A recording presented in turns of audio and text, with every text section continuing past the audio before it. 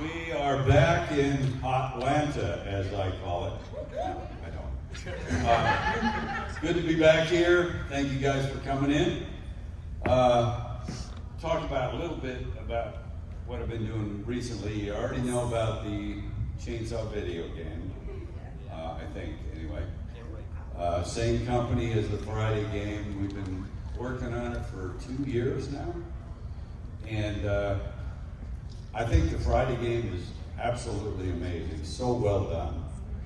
And the Chainsaw game is going to be even better. How technology advances with that kind of stuff. And, 3 years ago the Friday game came out or something like that. And it's just going to be amazing. We have so many people. The Friday game was me doing the mocap for Jason. You talking? Am I interrupting you? Or he was just asking about the game. He didn't know. I didn't know you were talking about. I'm just playing. I said, what is he talking about? In the Friday game, it was just me doing the Jason stuff and a bunch of stunt people as victims.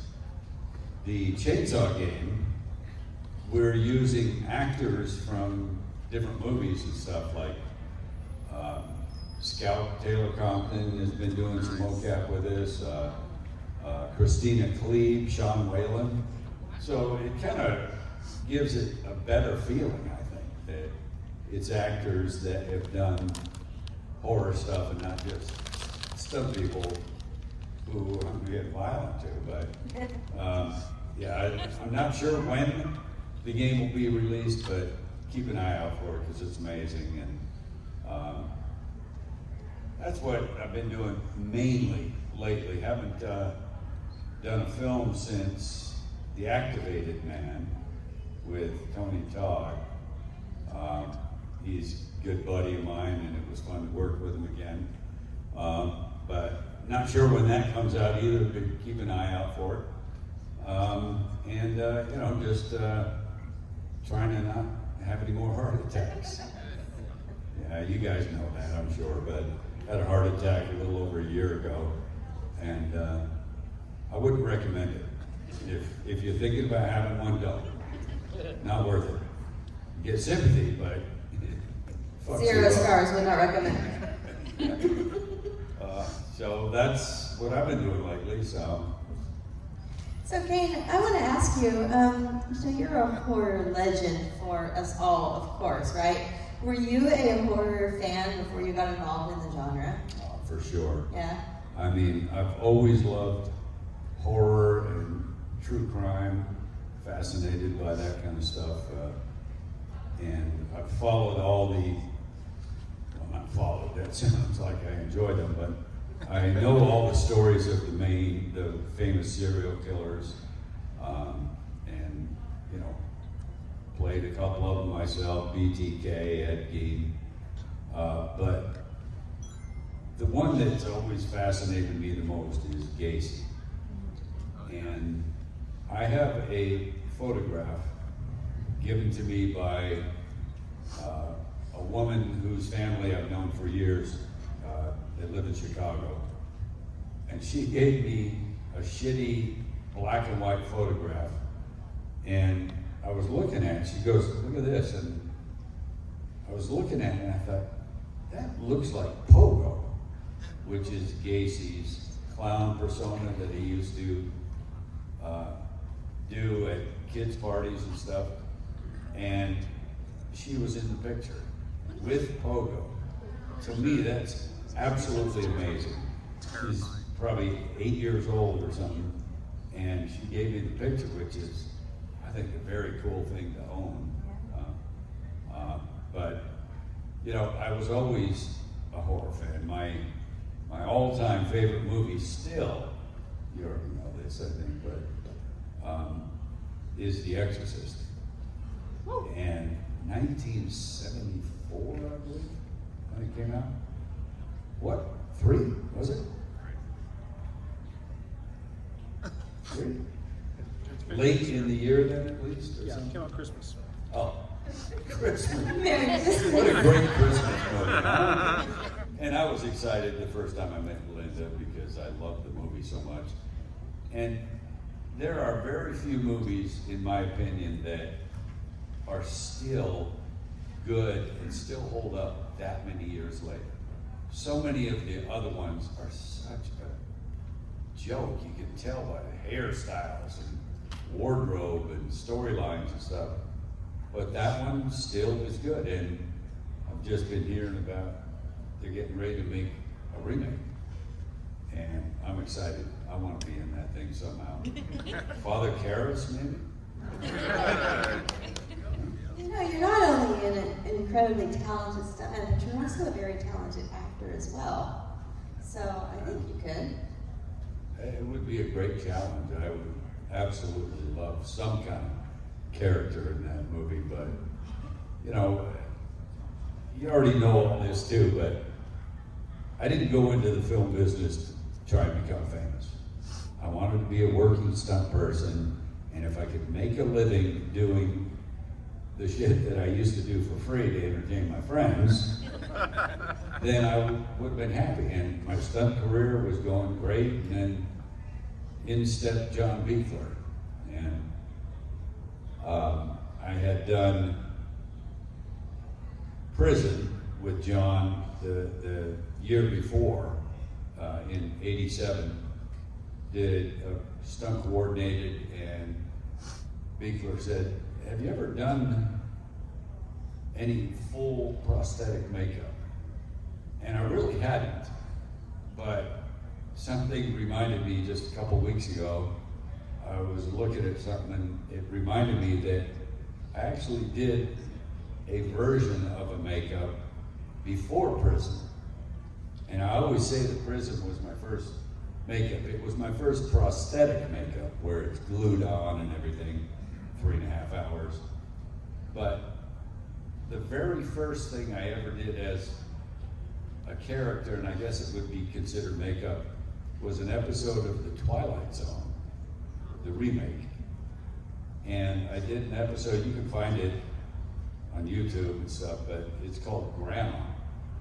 And the whole episode is about a young boy who's terrified to be at home alone with his bedridden grandmother because he sees her as kind of a demon or something, so he's terrified. I was Grandma. And I was in a bed that was obviously modified, and there was a big head, big face of her, hideous looking thing, and I was underneath it, inside the bed. They had modified the whole thing, and I was underneath this face, and there was a couple times where the scene was they wanted Grandma to do that, to look, and it's not makeup, so it wasn't my eyes, but it was eyes that could move, and on the cue, you'd see Grandma go, and it was terrifying to the kid. It was a cool storyline, and the way I moved the eyes was with my tongue. I was underneath this thing, it's just like a shell, and in order to, they had a tongue cup where I could move my tongue and eyes would look to the side. You know, that was 1986, so the makeup was not, you know, as refined as it is now, but I gotta remember that that was technically my first makeup. Awesome. What's been the most challenging makeup you've had to wear? Oh, that's easy. None of them were comfortable, obviously, because you have all this shit glued on you, and you're doing stunts, and you have lenses, you have dentures. You can't do shit. Can't drink, nothing. So, but, and the makeup effects people hate when I tell this story, but it's a K&B of makeup that I wore. And it was so incredibly uncomfortable. Jason Goes to Hell. And you know, I've had full body makeups, prosthetics like that was, but I've never been so incredibly hot in that kind of makeup. It's like I said, it's never easy, but that one was so hard to work in. And it was, you know, the body was kind of thick, so I didn't have a lot of movement. Full prosthetics head to toe. And after a couple days of shooting, I felt like I was gonna pass out from being so overheated. So we ended up just devising a cool suit, which is a vest with plastic tubing running through it, and they would circulate ice water through the tubing just to keep my body temperature down. But man, when I talk about how uncomfortable it was, Nick Otero was like, "You're talking shit about my work." Just It being looked honest. great, it was just uncomfortable. Very, and you know, the way it was designed, the previous 3 Friday movies I did, in between shots, I could take the hockey mask off. Now, part 7 was still makeup underneath every day, even though the mask was on most of the film. But part 8 was pretty easy because my face was open, because you never saw the mask come off, really, except for the boombox scene. But so that, you know, I could eat, I could drink, no dentures, you know, nothing like that. But man, the Jason Goes to Hell one was, I could not take the mask off ever. Once it was put on in the morning, it stayed there because it was built into the cowl, the headpiece that I wore. So it was really a pain in the ass to remove it. So I would be able to take it off for lunch, and that was it, and then put it right back on. But definitely the hardest one. How did they create the makeup effect for part 7 in your back area, your exposed back? I always loved that. The spine and Yeah. stuff, yeah. How was that created? I don't know, Beekler just built it. He had a mold of my entire body and just built the whole suit on that mold so that we knew it would fit perfectly. And I don't know, it was just his idea of what Jason should look like. It's still my favorite Friday I've done, but Fucking genius, Beekler. well, he was, man, I miss him. Yeah. We did so many films together, you know, Dark Wolf, I think he did the makeup on that. I have played some horrific characters. I'm going to hell. Obviously, he just whispered it, and I agree with you. Let us not forget he did some of Hatchet as well, and he was in it too. He was, yeah. Yes. Now, I'm going to brag for a minute, if it's not insensitive. I don't think there's another actor, particularly in horror, that has killed on film so many actors that are known for other characters. I've killed Freddy, first Hatchet, Candyman, Michael Myers, Tyler Maine, Jason, Derek. There's somebody else too. Leatherface, R.A. So I feel very fortunate that I've been able to kill all these motherfuckers that think they're the shit.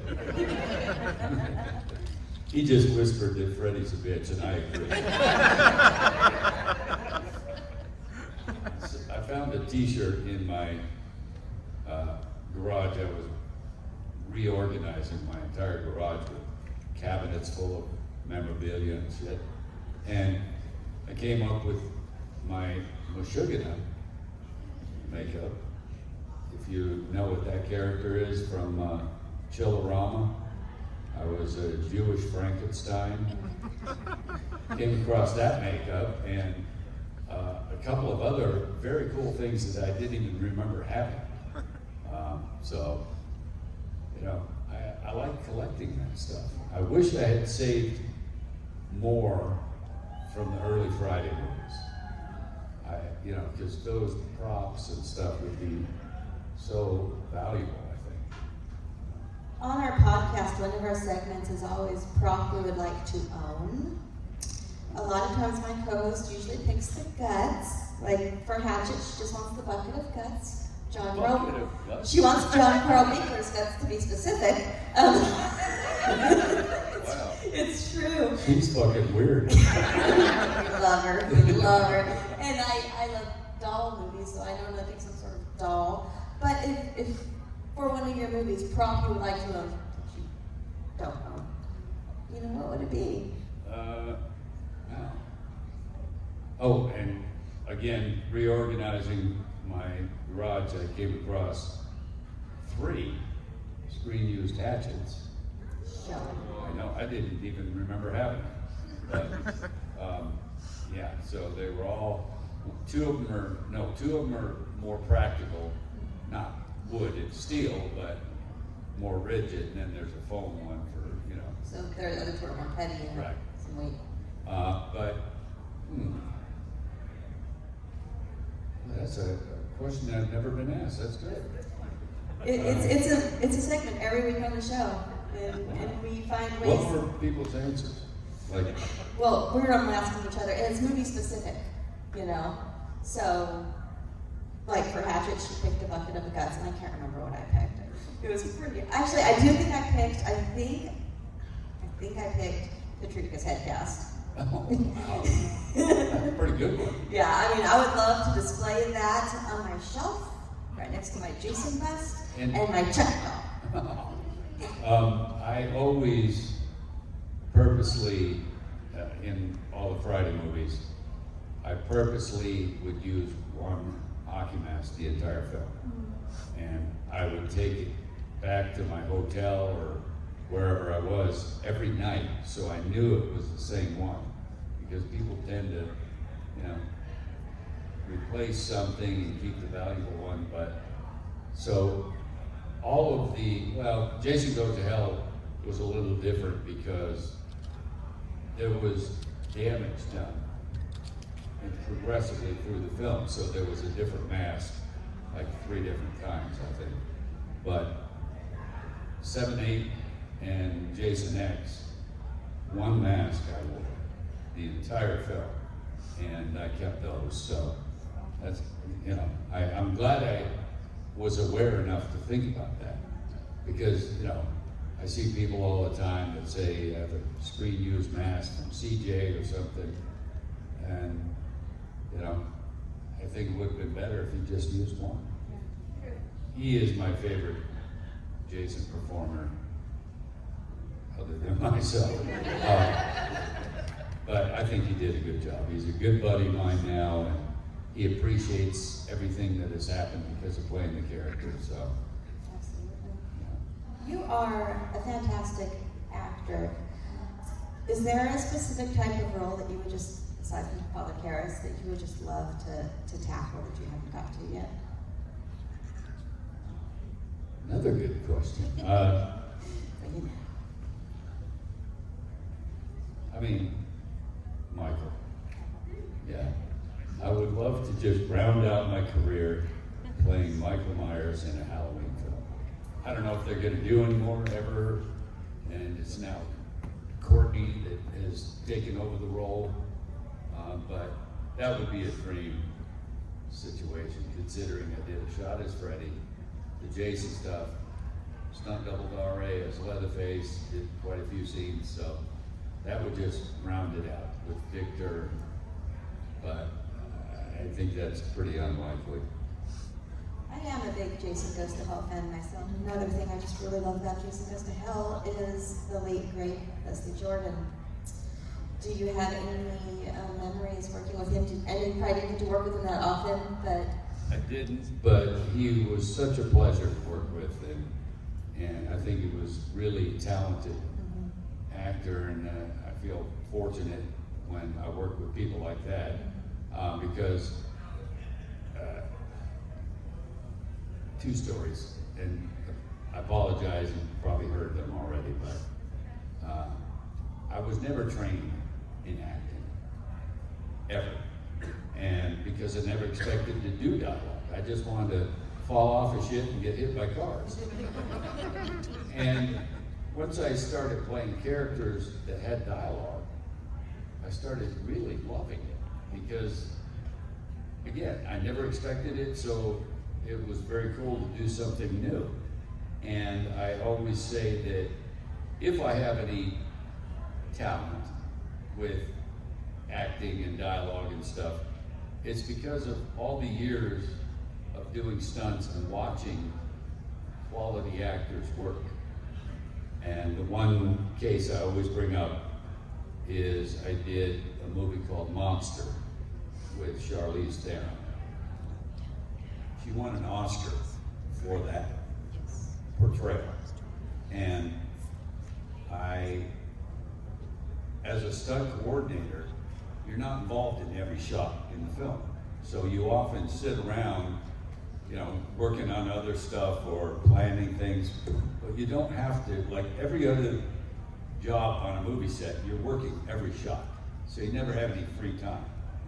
So I started watching actors like her, and because I had the luxury of just observing for an hour, I would watch what she did to prepare for scenes. And I was fascinated the way people do that. And I think I learned so much from her in particular, but a lot of other actors too. And I think I absorbed some of that stuff. And we shot Monster in Fort Lauderdale, I believe. And we're at a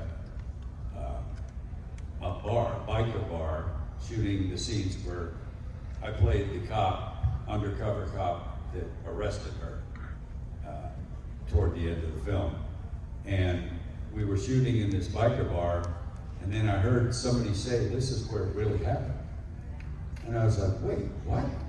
This is where Eileen Warnos was arrested, in this exact biker bar. And we're shooting the scene where I'm trying to get her outside so that we don't cause a big shit storm of, you know, people getting pissed off. What is this? What, you know? So I was talking to the owner of the place, and I said, how long have you owned this place? He goes, since she was arrested. And I was like, wait a minute, you owned this bar when Eileen Warnos was arrested.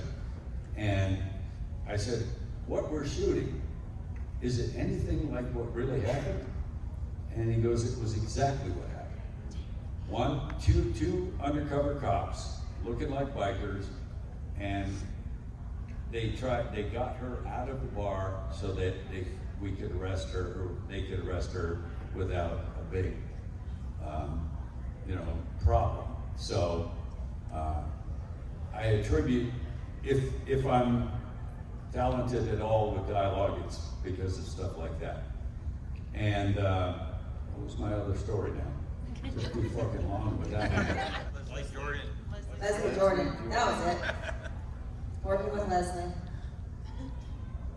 I'll think of it. Well, I have a similar experience in my acting journey. Back, I started doing musical theater in Bakersfield, California, and I met this kid, teenager, and with these amazing performers, and they just all took me under their wing and taught me stuff on I knew how to dance, but they really were teaching me blocking and everything. And and I learned everything I learned by sitting back and observing it. I just sit in on rehearsals that I wasn't a part of and just watched, because I wanted to know how they were so great. Right.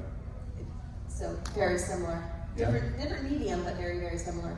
I almost think it's more beneficial to learn that way than having someone instruct you how to act. Yeah. Which is still better than nothing, but I just think it was so much better for me, you know. Okay, audience questions. Raise those hands. You. You were talking about the Friday the 13th video game earlier. Is there a character that you like to play more? more than Like, well, I mean, is there like, do you have a preference of character you like to play as in the game? I try to make it a little generic so it doesn't look specific to any one performance, but I'll always be partial to 7. Yeah. And I do some subtle things within the game stuff that is reminiscent of what I did in part 7. Just for really knowledgeable fans, they pick up on it. Wait a minute. Yeah. You did that exact move in part 7 before you slammed the girl against a tree, or something like that. And Just a bunch of freaks over here. We notice those little tiny details. How you stand, how you breathe. Other questions? Yes. Just wanted to say, my friend who is driving in tonight from Louisiana to be here tomorrow, she is cosplaying as Pogo the Clown. So we're going to come by your booth tomorrow. oh, I gotta take a picture with She her. looks amazing. Wow. But I may have missed you guys talking about it because I was a couple minutes late. But you're the movie coming out soon with goat in the title, and you play some sort of goat theme thing. Did I miss that whole deal? Goat face. I know. It's very applicable, I know. I heard that. Can you tell us anything about the role without spoiling anything, or your preparation for it, or anything like that? I'm very curious about it. Yeah, it's being talked about everywhere on all the sites, but I think we did the movie like 5 years ago. That's why I don't remember much of it. It was with friends, and it is an odd character, but hopefully they don't get pissed off, but I can't remember much about it. What's happened in 5 years though? Yes. Was it a casualty of COVID? No. Well, you know what? Did that hinder a lot of its development? I'm not sure. Yeah, possibly. And I thought of the other story, Silent Bob. I'm stoked about Goatface, but go ahead. Goatface. What a lovely name for a character, huh? I mean, I guess it's better than goat ass. A little bit. So, Jason Goes to Hell. Because the version of Jason that I played was not in the movie all that much. Because the evil, whatever, goes into other characters. And I thought, and maybe it was ignorant on my part, but before we started shooting, knowing that other people were technically going to be Jason, I talked to some of the other actors and thought, wouldn't it be cool to see your version of Jason, even though it doesn't look like Jason, but they have the evil within them. And I thought, I think I talked to 4 different actors saying, wouldn't it be interesting for the audience to be watching you, technically as Jason, but you do something reminiscent of my performance. Like one of them does a little breathing thing or the head turn or something. I thought it would be interesting as a viewer to say, oh, that's not Jason, but it still feels like it. And without fail, all 4 of these actors said, my Jason wouldn't do that. You're Jason, huh? So none of them were interested in that, and I think it was a missed opportunity. I don't know, just something subtle. Doesn't have to be blatant or anything, but just something that the audience would say, ooh, that is familiar. So. We all know, we all love your specific Jason's body mannerisms. Because with the mask on, we have to find other ways to act, but not be too exaggerated, not be a clown. Right, and I think a lot of people tend to do that. It can happen. You don't have facial expressions or your voice. Mm-hmm. So how do you make it look scary and interesting and stuff? So that's right, overacting so often. And I just thought, I came up with the breathing and the head turn and all that stuff which I think worked. And it was, you know, something that you hadn't really seen before. No really character things within that character. So, yeah. Other questions? Yes. I thought you were great in Holliston, by the way. Holliston, yeah. Yes. What's it like working with that whole cast and crew and Adam Green? Amazing. And, you know, if there's anyone that ever comes close to the pleasure I got working with John Beekler, it's Adam Green. Awesome.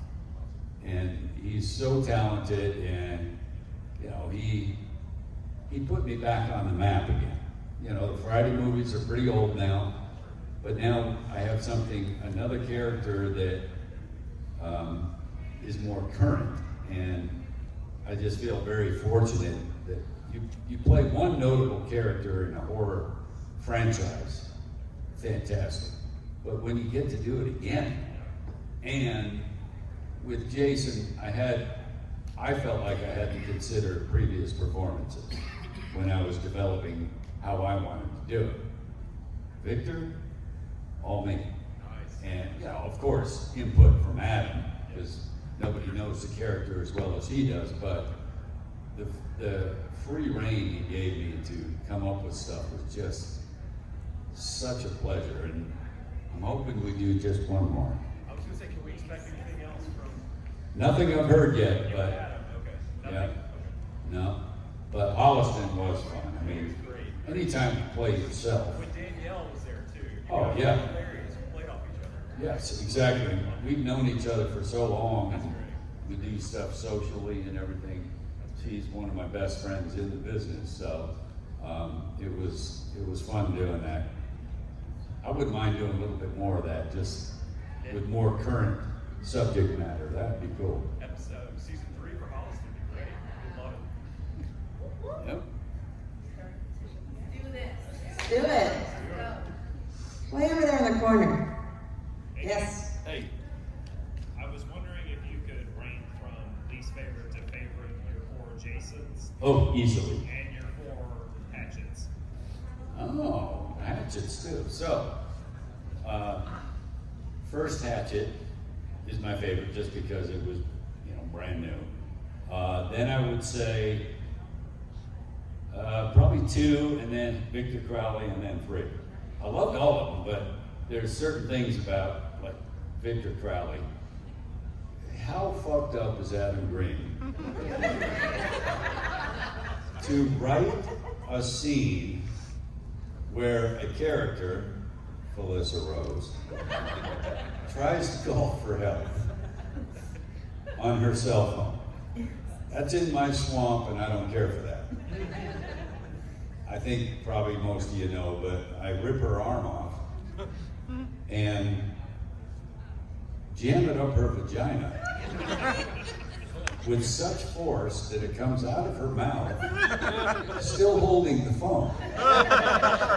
And when I first watched the movie, I didn't expect to hear 911. What's your emergency? But yeah, when you come up with kills like that, I mean, it's iconic. Friday movies, Part 7, my favorite. Part 8, second. Jason X, third. And then Jason Goes to Hell. And nothing wrong with Jason Goes to Hell, but I just wanted to be in it more. Even though, oh, here's a little trivia.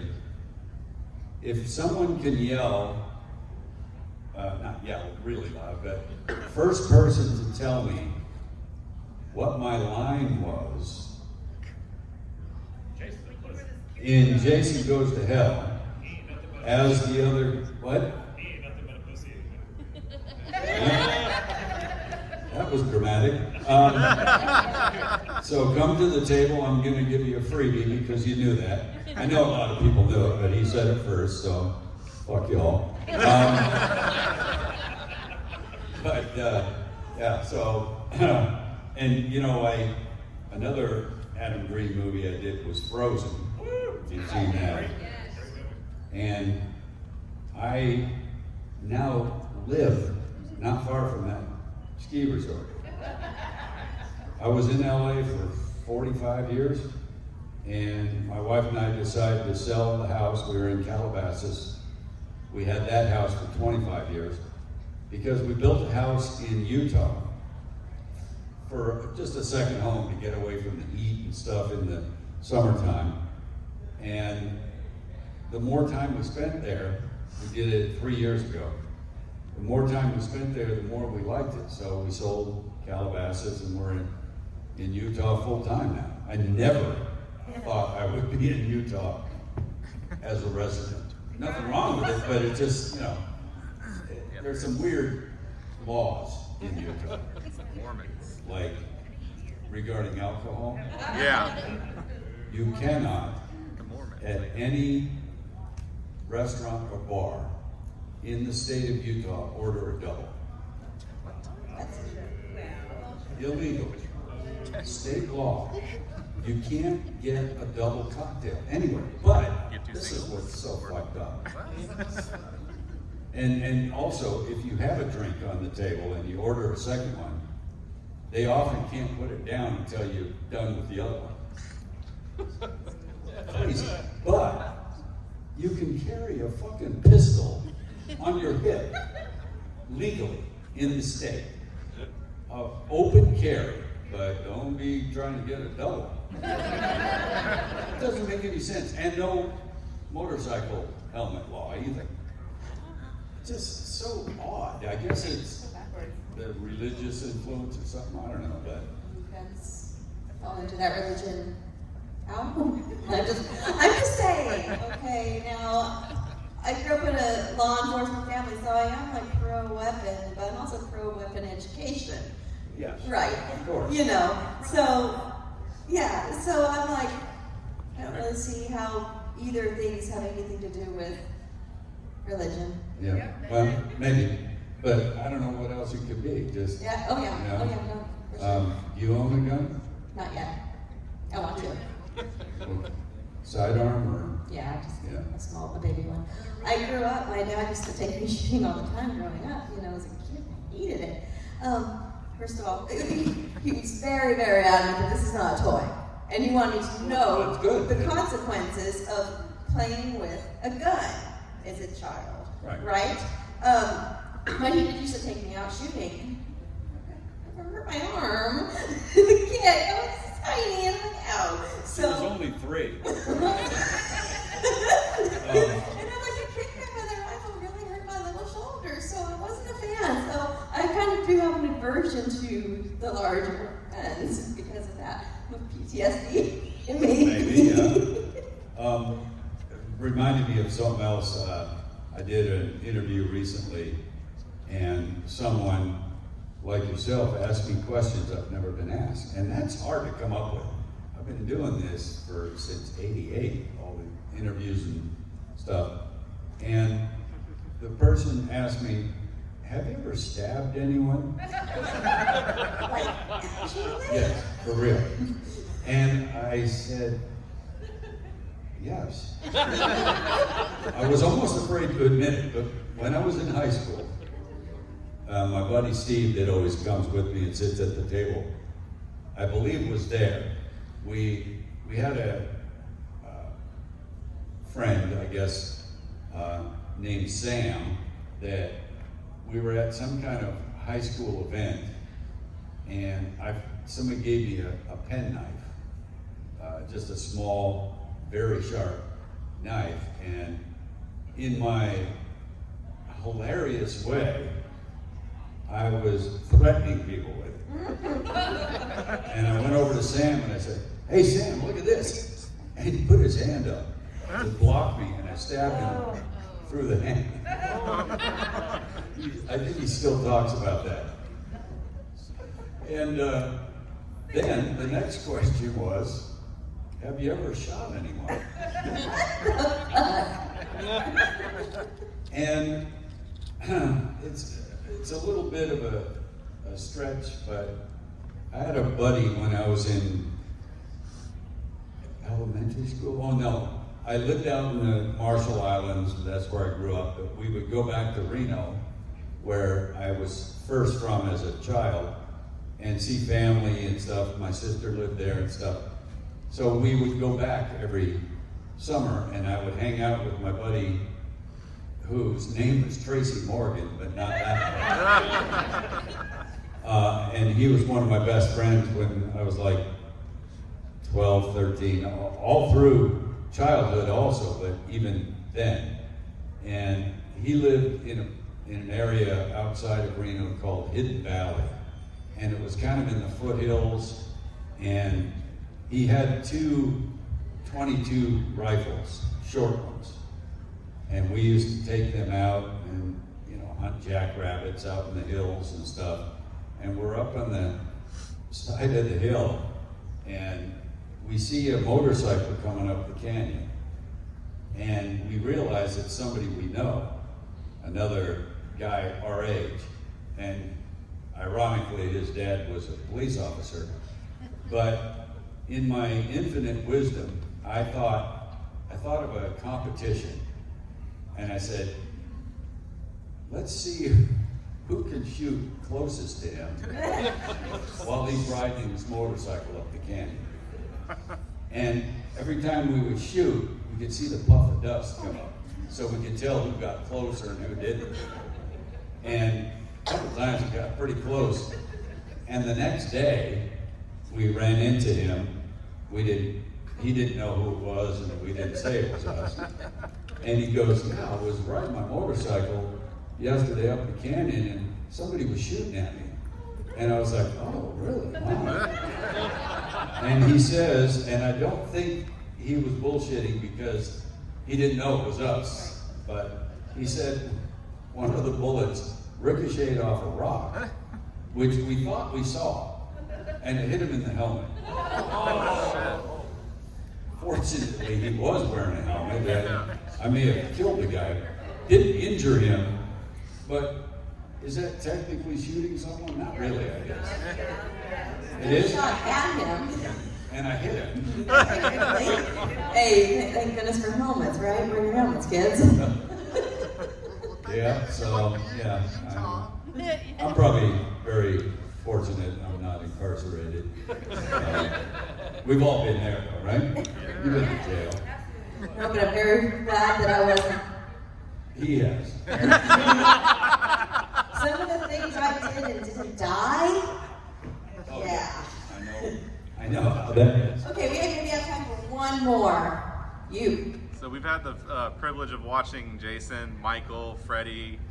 Who do you see carrying that torch moving forward? I know they continue with the remakes, but do you see anything new that you're like, you know what, that's a great idea. I'd like to see more of that.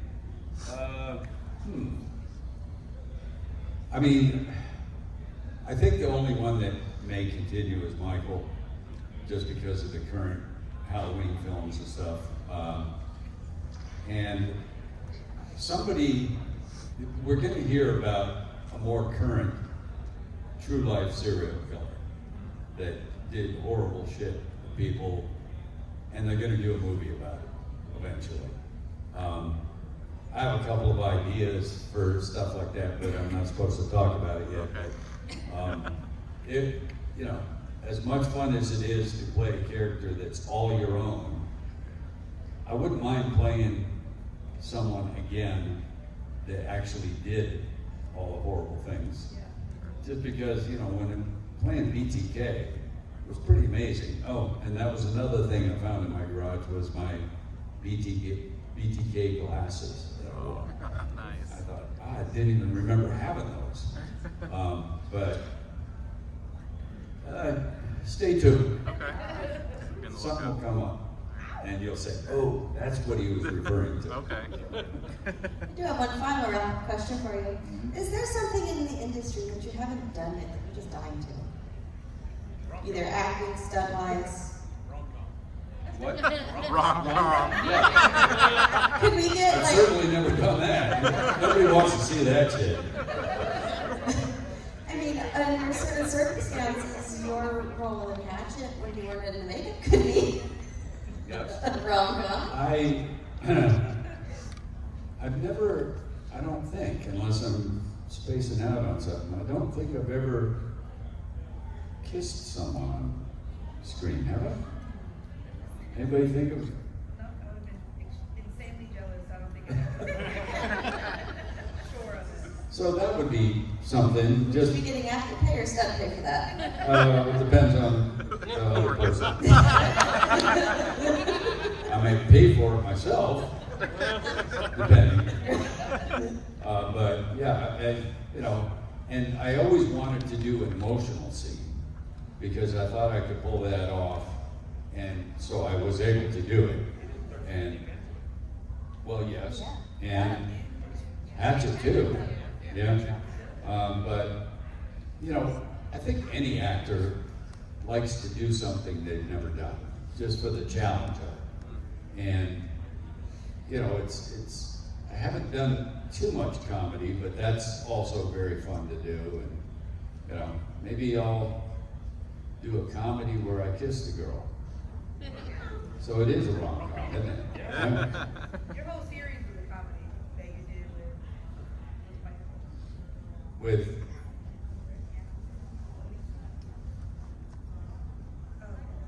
So you had this series that you guys filmed and like. It was oh, fucking Mike hilarious. Aloisi, yes. It was fucking hilarious. I guess I could mention this. I'm going to see Mike. He lives in Massachusetts. And all of our Killer and I stuff, that's what you're referring to, we want to try it, doing little segments of that, just cutting them up into little TikTok. It's his idea, and I see so many people that are massively known just for TikTok. Yeah. So I think we're gonna piece together little bits of it because I think it's hilarious. You had some golden moments in that Oh. series, like. And he is such a perfect foil to me because he's not quite as adventurous with dangerous shit. And I think we're gonna try it. I'm going to his house. I'm doing a signing in Albany, a private signing, and so I'm going to go up there from a convention in Louisiana and spend a few days just seeing if we could put together some stuff because The Killer and I think is fun as hell, just as a viewer. So. You are very good at comedy as well. One of my favorites, if I can share before I let you go, is another thing that we also like to talk about on the podcast when we can find one in a movie, is dances of horror.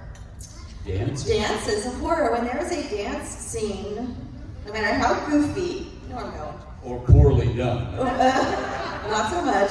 In a horror film, we notated it, and that becomes a dance of horror. Anyone seen Among Friends? Yeah? Yeah. Kane has some skills. I am not a dancer. I wish I was because it's a challenge, but I don't It know. was a great dance of horror. Because it's ridiculous. It was lovely. It was lovely. A lot of the dances of horror are ridiculous, even when they're supposed to be serious.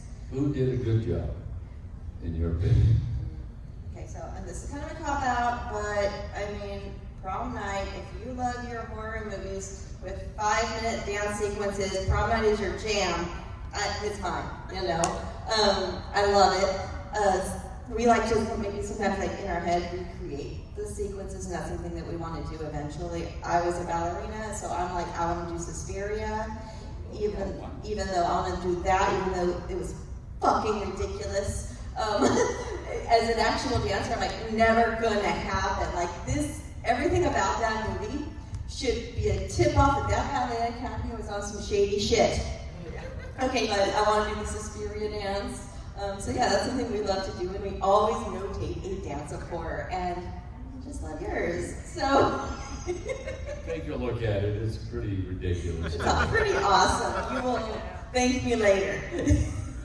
No, you won't. What the fuck was you recommending that for? I think we all love it.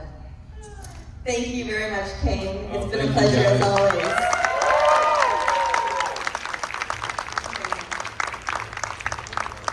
So my answer to that question is, silence of the lambs, the black horses.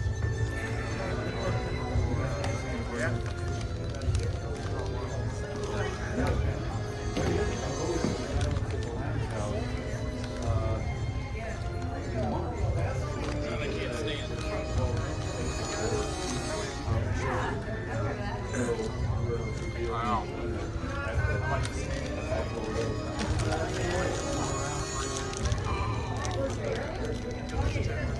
Okay, y'all ready? 1, 2, 3.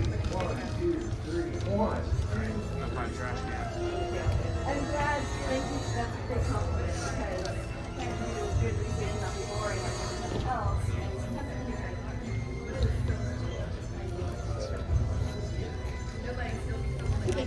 No, no, typically not.